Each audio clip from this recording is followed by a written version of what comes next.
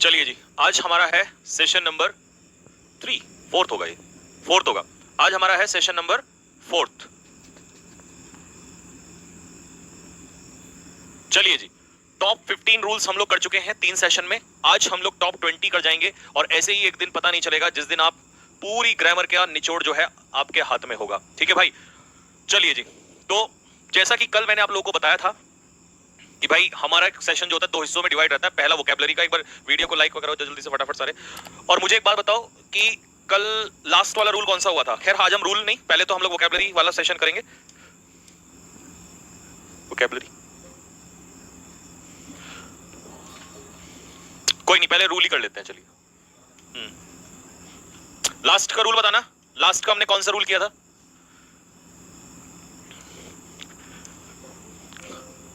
कल वाला बताओ, कल कौन सा रूल किया था हमने पहले?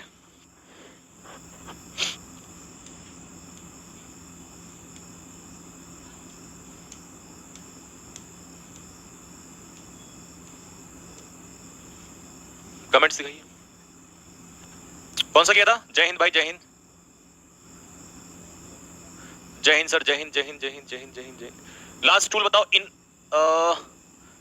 ठीक है, पास्ट इंडेफिनिट वाला किया था। आज के 5 रूल जिसमें से पेपर में सीधे सीधे क्वेश्चन आपको मिलेगा। तो पहला रूल नंबर 1 आज हम उठा रहे हैं, ये वाला। हाँ जी, ये क्वेश्चन आपको एग्जाम में देखने को मिलता है, ये वाला। चलो जी, आ जाओ फटाफट देखो। ठीक है जी, ये आज का हमारा पहला रूल है। 5 रूल हम रोजाना करते हैं। इसमें क्या है?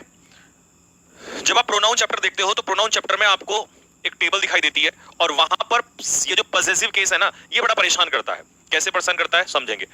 टेबल में हमारे पास एक केस होता है जिसे हम कहते हैं सब्जेक्टिव केस। प्रोनाउन का पहला पार्ट होता है सब्जेक्टिव केस। हमारे एग्जाम में क्या करता है, इसी का पॉसेसिव एडजेक्टिव पूछ लेता है। कई सारे बच्चे हैं जो इसको गलत कर जाते हैं, तो मैं 1 बाय 1 आपको बताना स्टार्ट करता हूं। ठीक है, जैसे मान लो मुझे यहां पर क्या दिया, आए, तो आए का पॉसेसिव एडजेक्टिव क्या होता है, माय। जैसे वी है तो वी का पॉसेसिव एडजेक्टिव क्या होता है, आर। यू है तो यू का पॉसेसिव एडजेक्टिव क्या होता है, योर। अब एक बात याद रखना, पॉसेसिव एडजेक्टिव हमेशा अपने पीछे क्या लेता है, नाउन लेता है। पॉसेसिव एडजेक्टिव हमेशा अपने पीछे क्या लेता है मेरे भाई, नाउन लेता है। इसको याद रखेंगे। जैसे ही है तो ही का पॉसेसिव एडजेक्टिव क्या होगा, हिज। शी है, शी का पॉसेसिव एडजेक्टिव क्या होगा, हर। इट है, अब इट का पॉसेसिव एडजेक्टिव क्या होगा, इट्स। दे का पॉसेसिव एडजेक्टिव देयर। और मोस्ट इंपॉर्टेंट आपसे जो एग्जाम में पूछता है वो पूछता है वन। वन का पॉसेसिव एडजेक्टिव क्या होगा, वन का पॉसेसिव एडजेक्टिव होता है मेरे भाई वंस। इसको याद रखना, वन का पॉसेसिव एडजेक्टिव आपसे एग्जाम में पूछ लेगा। अब मैं तुमसे एक क्वेश्चन पूछना चाह रहा हूं, मुझे क्वेश्चन बताओ जल्दी से। क्वेश्चन ये है, one should look up to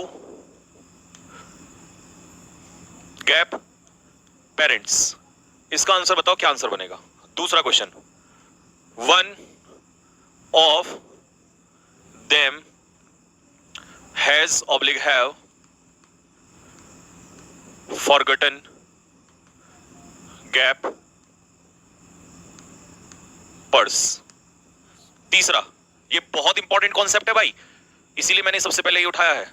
one of the girls has oblique has not deposited gap yet. चलो एक बार जल्दी से आ जाओ, 3 क्वेश्चन है। पहले इसको देख लो, देखो जल्दी से। अगर हमारा सब्जेक्ट आई होगा तो इसका पॉसेसिव एडजेक्टिव माय, वी होगा तो आर, यू होगा तो योर, ही होगा तो हिज, शी होगा तो हर, इट होगा तो इट्स, दे होगा तो देयर, वन होगा तो वंस। एक क्वेश्चन और है, the dog was oblique were wagging till the BJP. एक क्वेश्चन आपका पक्का यहीं से 100% पक्का हो जाएगा, has oblique have not taken decision.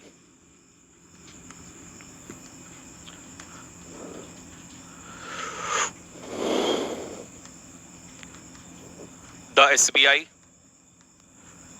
is oblique are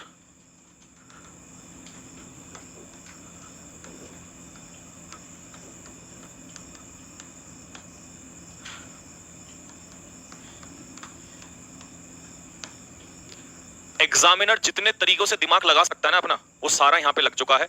इसके बाहर आपसे क्वेश्चन नहीं पूछेगा। पहला क्वेश्चन बनाओ फटाफट जल्दी से। फिर से सारे पॉसेसिव एडजेक्टिव देख लो, फिर से आओ। वन का क्या होता है वंस, दे का क्या होगा देयर, इट का क्या होगा इट्स, शी का क्या होगा हर, ही का क्या होगा हिज, यू का क्या होगा योर, वी का क्या होगा आर, इट का क्या होगा इट नहीं सॉरी आई, आई का क्या होगा माई। ठीक है, बात समझ में आ रही है सभी को यहां तक? आओ जी, अब आ जाओ क्वेश्चन पे, आंसर बताओ फटाफट। पहला क्वेश्चन तुम्हारे सामने है स्क्रीन पे, मुझे जरा सकला का बुम बुम बना दो। गायब,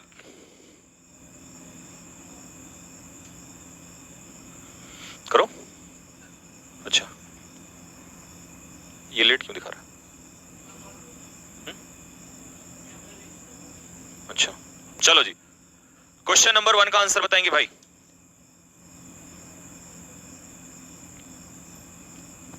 देखो अब जरा ध्यान से सुनना बच्चा पार्टी, पहला क्वेश्चन यही है वो पेपर में जो खेल खेलेगा। यहां जो सेंटेंस है इसमें हमारा सब्जेक्ट क्या है, वन है। जब वन आपका सब्जेक्ट होता है और इसके तुरंत बाद हमें क्या मिली है, वर्ब है। ठीक, वन यहां पर इंडेफिनिट प्रोनाउन सब्जेक्ट का काम कर रहा है। अगर वर्ब वन के आगे कुछ भी ना दिया हो, सीधा वर्ब दे दी हो, तो वन का जो एडजेक्टिव है वो क्या होगा मेरे भाई, वंस। जिस जिसका सही होता चले, दिल मारना फेंक के कि भैया मेरा एकदम सही है, मेरा आंसर गलत नहीं है, मैंने पहले वाला क्वेश्चन सही कर लिया है। दूसरा क्वेश्चन, अब जो हमारे कुछ बच्चे होते हैं जो इस रूल को रट लेते हैं कि जहां पर वन देखेंगे वो क्या करते हैं, वो सीधा आंसर इसका भी वंस कर देंगे। लेकिन ऐसे बच्चों का ये वाला आंसर जो है गलत है, यहां वंस नहीं होगा। कारण मैंने एक बात बताई आपको कि जब आपका सब्जेक्ट अकेला वन होगा तभी आपका एडजेक्टिव जो है वंस होगा। यहां पर निर्भर करेगा कि निकलवा किस में से रहा है। जैसे यहां पर देम में से निकलवा रहा है, अब देम मेल है या फीमेल आपको नहीं पता है, तो ऐसे केस में हम पॉसेसिव एडजेक्टिव, और वन में होता है सिंगुलर, तो सिंगुलर है, अच्छा मैंने हैज लिख दिया यहां पर, तो चलो इसको तो हैज ही कर देते हैं।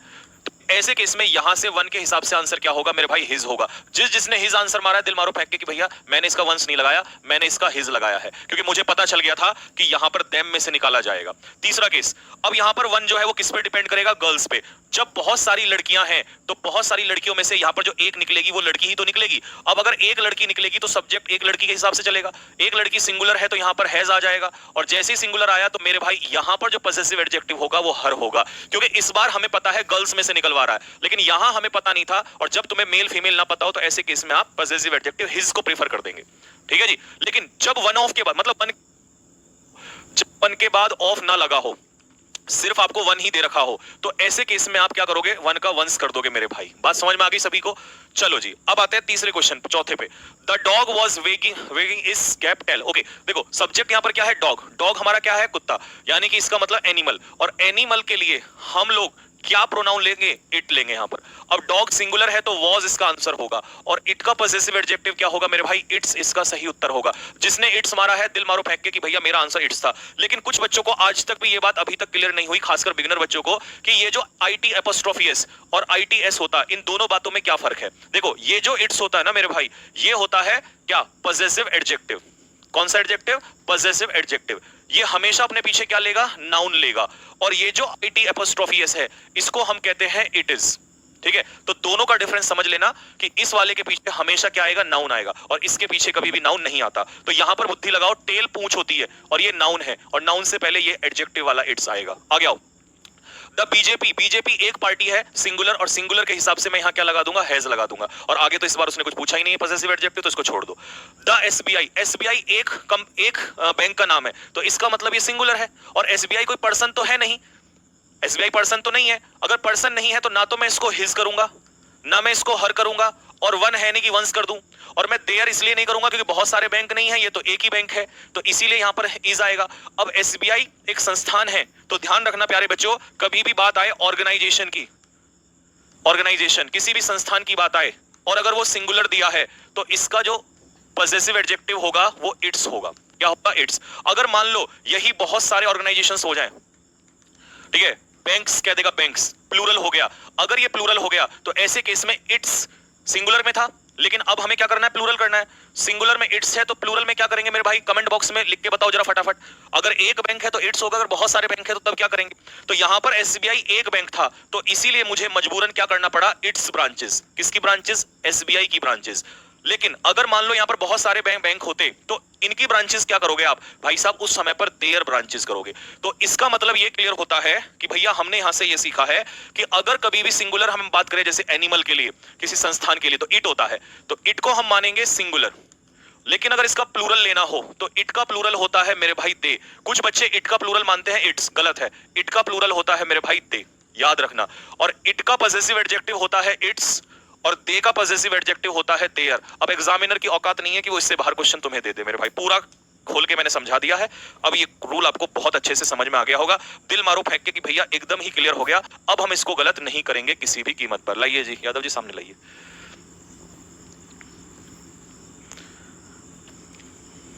केपी राठौर कह रहा है सर मजा नहीं आ रहा है। गाना चलाया जाए, यादव जी गाना चलाओ। वो बिहार में कौन सा गाना चलता है?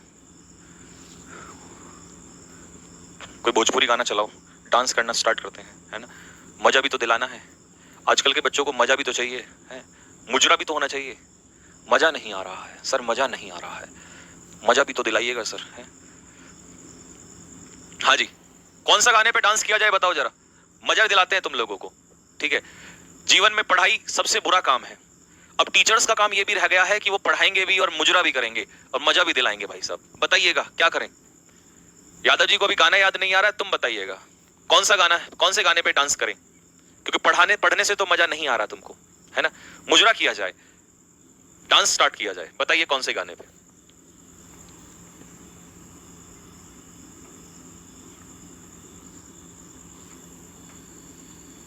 जिया लगा ले रू सर, 2 लाइन भाई के लिए नहीं, भाई के लिए अगर 2 लाइन बोलेंगे तो अभी यहां विवाद हो जाएगा। अभी पढ़ाई बहुत लंबा अभी काम है, एंड में बोलेंगे, क्लास के एंड में, ठीक है। मजा भी दिलाएंगे भाई इसको, है ना। चलो जी, जीवन में मजे के चक्कर में रहोगे ना तो जितना लूटोगे मेरे भाई मजा, उतना ही मिलेगी तुम्हें मेरे भाई सजा। क्वेश्चन करके दिखाओ, मजा बाद में लेना, इस मजे के चक्कर में तो दुनिया बर्बाद होगी मेरे भाई। मजे को छोड़ दो, मजे में कुछ नहीं रखा है, ठीक है ना। पढ़ाई में जो मजा है वो किसी में नहीं है।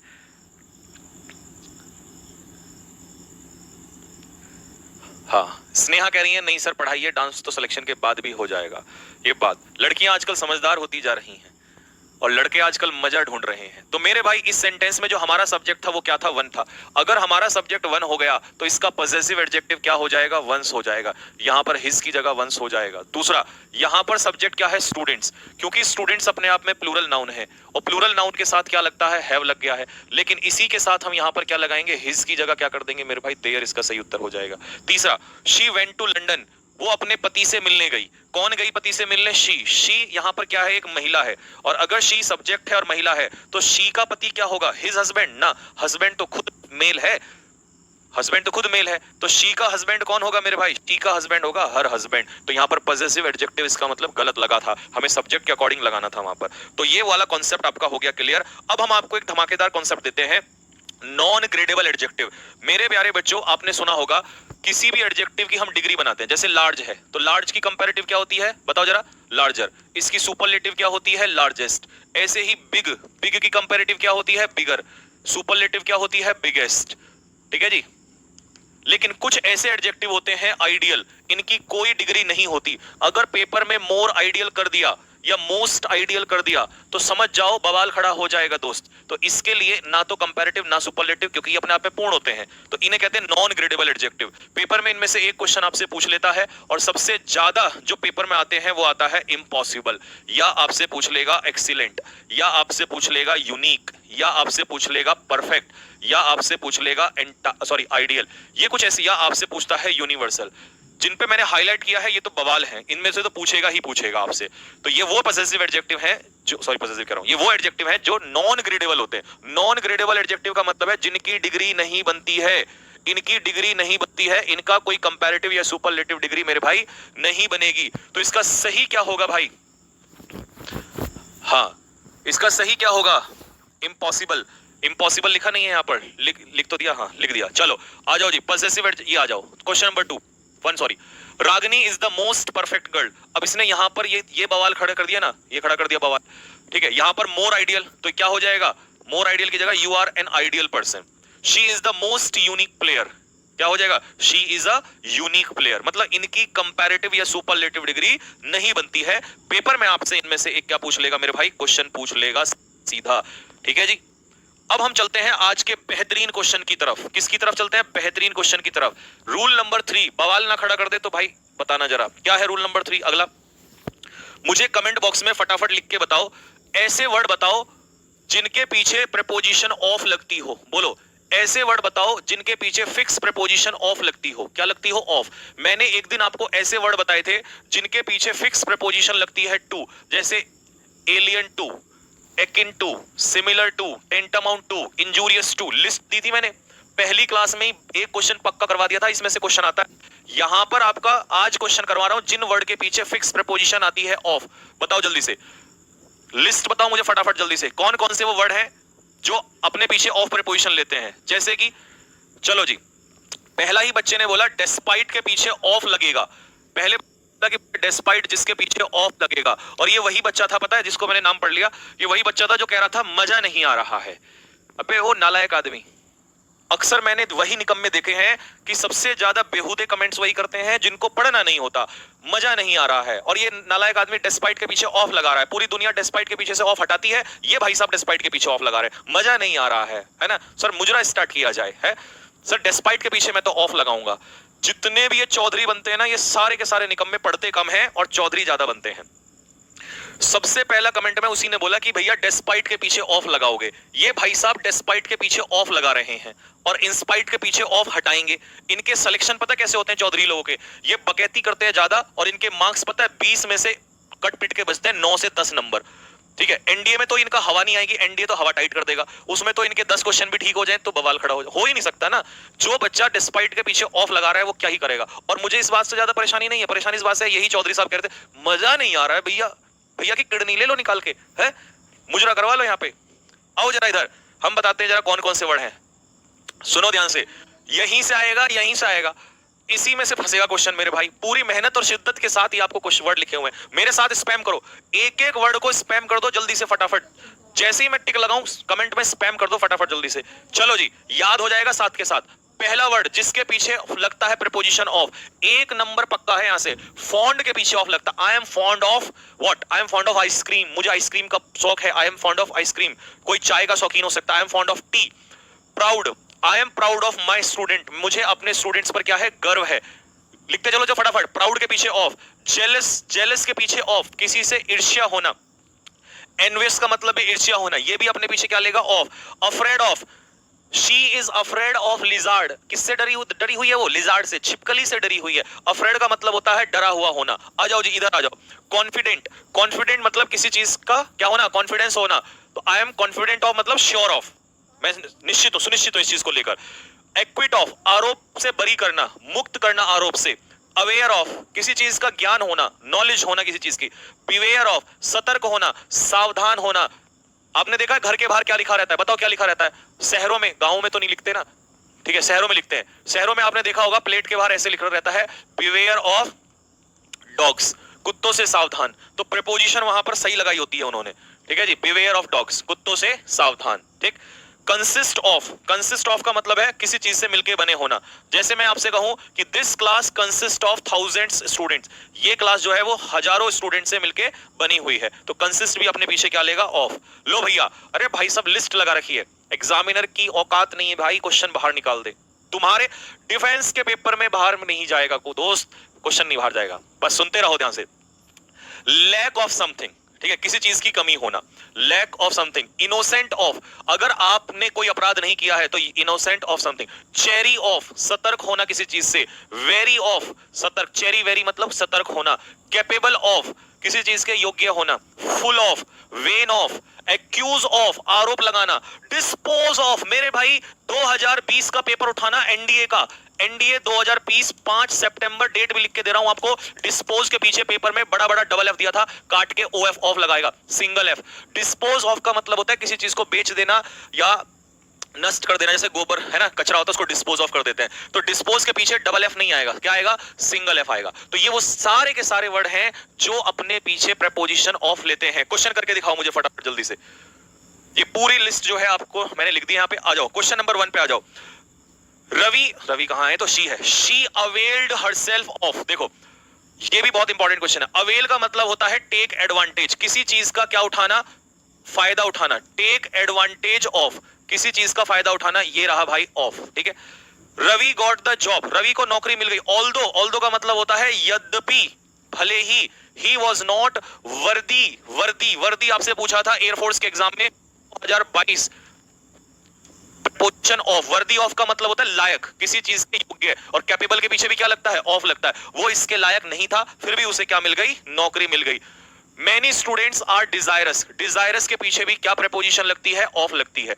एक बात याद रखना, जिस दिन फॉर कराऊंगा तो उस दिन बताऊंगा डिजायर। डिजायर होता है नाउन और डिजायर के पीछे लगता है फॉर, लेकिन डिजायरस होता है एडजेक्टिव, इसके पीछे लगता है ऑफ। बवाल क्वेश्चन है ये। मेरी बेटी daughter is afraid of lizards, छिपकलियों से क्या होती है? डरती है। तो एक क्वेश्चन आपसे ऑफ प्रेपोजिशन पूछ लेता है कि भैया कौन कौन से वो वर्ड हैं जिनमें से ऑफ प्रेपोजिशन लगता है। बस इनको क्या करना है? हमें बार बार बार बार बार बार क्या करना है? रिवाइज करना है, ठीक है जी। हो गया, ये था बवाल क्वेश्चन आज का। अब आते हैं एक और डाउट पे जो हमारे बहुत सारे बच्चों का है। ये वाला कॉन्सेप्ट से भी एक क्वेश्चन पक्का है भाई। क्या है कॉन्सेप्ट? वो सुनेंगे ध्यान से। मैंने कल आपको पास्ट इंडेफिनिट वाला करवा दिया था ना, हाँ, आज हम दूसरा करवाएंगे। ये बात, ये देखो जरा तुम क्वेश्चन, ये देखो जरा, ये समझो, इसको ध्यान से देखना भाई। अगला कॉन्सेप्ट क्या है? Until versus unless. अंटिल और अनलेस में फर्क होता है। अंटिल मेरे भाई क्या बताता है? अंटिल बताता है आपको टाइम, और अनलेस क्या बताएगा? अनलेस बताएगा एक्शन। अनलेस भी अपने आप में निगेटिव होता है और अंटिल भी अपने आप में क्या होता है? निगेटिव होता है। दोनों निगेटिव है, लेकिन अंटिल आपको बताता है टाइम और एक्शन, अनलेस बताएगा एक्शन। दोनों दोनों क्या बताते हैं? कंडीशन। क्या बताएंगे दोनों? कंडीशन। अनलेस भी और अंटिल भी, अंटिल और अनलेस दोनों कंडीशन बताएंगे। बट ये जो कंडीशन देगा ये किसकी देगा? टाइम की देगा। और ये जो कंडीशन देगा वो किसकी देगा? एक्शन की कंडीशन देगा। एक बात याद रखना, कभी भी जहां आप अंटिल और अनलेस यूज कर रहे होंगे, जिस क्लॉज में अंटिल और अनलेस यूज हो जाएगा उस क्लॉज में कभी भी दूसरा नॉट नहीं आएगा। क्या नहीं आएगा मेरे भाई? उस क्लॉज में कभी भी दूसरा नॉट नहीं आएगा। अगर यहां अंटिल और अनलेस है तो इसमें कभी भी नॉट नहीं आना चाहिए, हटा दो नॉट को। यहां पर नॉट अगर दिया है तो होने दो, कोई फर्क नहीं पड़ रहा है। कुछ बच्चे पता क्या रट के रखते हैं, बस सेंटेंस में देखा अंटिल अनलेस और वो कहीं से भी नॉट हटा देते हैं, यहां से भी नॉट। अरे इससे क्या फर्क पड़ रहा है? जिस क्लॉज के साथ अंटिल अनलेस जुड़ा होगा उसमें नॉट नहीं आना चाहिए, ठीक है। उसमें क्या है? उसमें नॉट नहीं आना चाहिए। तो जहां अंटिल अनलेस होगा उसमें नॉट नहीं आना चाहिए, इस बात को याद रखना। यहां नॉट है, इससे कोई फर्क नहीं पड़ रहा है। किसी ने कहा भैया अगर ऐसा कुछ हो जाए, मान लो यहां पर अनलेस और अंटिल दिया हो, अब क्या करोगे ऐसे में? तो ऐसे में अगर यहां पर क्लॉज है ना, मान लो यहां पर क्लॉज है, यहां पर क्लॉज है, तो कौन से वाले का हटाओगे? इस वाले का नॉट हटाओगे, इस वाले का। यहां पर नॉट है तो चलेगा, कोई दिक्कत नहीं है। हमेशा कंजक्शन अपने से बाद वाले के, किससे? बाद वाले से, यहां से नॉट हटाना है। लेकिन ये तो था एयरफोर्स के हिसाब से, लेकिन अगर थोड़ा सा एग्जाम में और टफ उसने किया, मान लो एनडीए के हिसाब से पहुंचा या एफकेट तक पहुंचा, तो वो पता है क्या करेगा? एक गड़बड़ और करेगा। वो क्या करेगा उसको भी सीख लो। जहां पर अनलेस और अंटिल दिया होगा तो कितने क्लॉज होंगे? ये है हमारा क्लॉज नंबर 2 और ये हो गया हमारा क्लॉज नंबर 1। क्योंकि ये दोनों कंजक्शन क्या बताते हैं? कंडीशन बताते हैं। तो इसका मतलब कंडीशनल सेंटेंस बनेगा। जिस क्लॉज में अंटिल और अनलेस होंगे, याद रखना उसमें कभी भी विल शैल नहीं होगा, फ्यूचर टेंस उसमें नहीं होगा। दिमाग एकदम से नहीं जाना चाहिए, पेपर में क्वेश्चन फंसता है। जिस क्लॉज में अंटिल अनलेस होंगे वहां पर विल शैल नहीं होना चाहिए, क्योंकि वहां पर कंडीशन दी हुई होती है। उड़ा दो तुरंत। दूसरा क्या उड़ाओगे? अगर उस क्लॉज में नॉट दिया है तुरंत उड़ा दो बिना सोचे समझे, और इसके बाहर पेपर में क्वेश्चन नहीं आएगा। याद रखना ये दो क्वेश्चन आते हैं। जिस क्लॉज के साथ अंटिल अनलेस जुड़ा होगा उसमें विल शैल भी नहीं आना चाहिए और उसमें नॉट भी नहीं आना चाहिए। ये अपने दिमाग में रखो। अब मैं तुम्हें करवाता हूं इसका क्वेश्चन, तो तुम्हारे दिमाग में एकदम आएगा।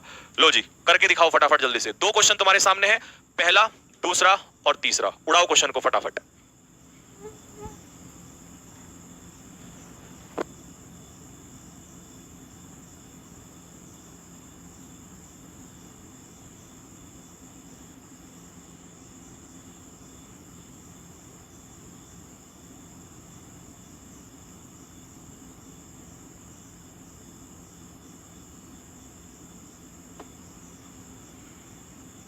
रोकना क्लास को, मतलब मुझे ब्लर करो सामने से। ब्लर ब्लर ब्लर ब्लर करो, ब्लर करिए, ब्लर ब्लर ब्लर ब्लर। मुझे सामने से हटा दो। कर दिया?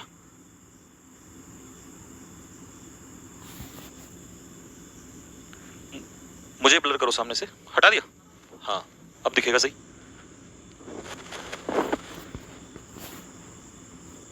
हटा दिया सामने से?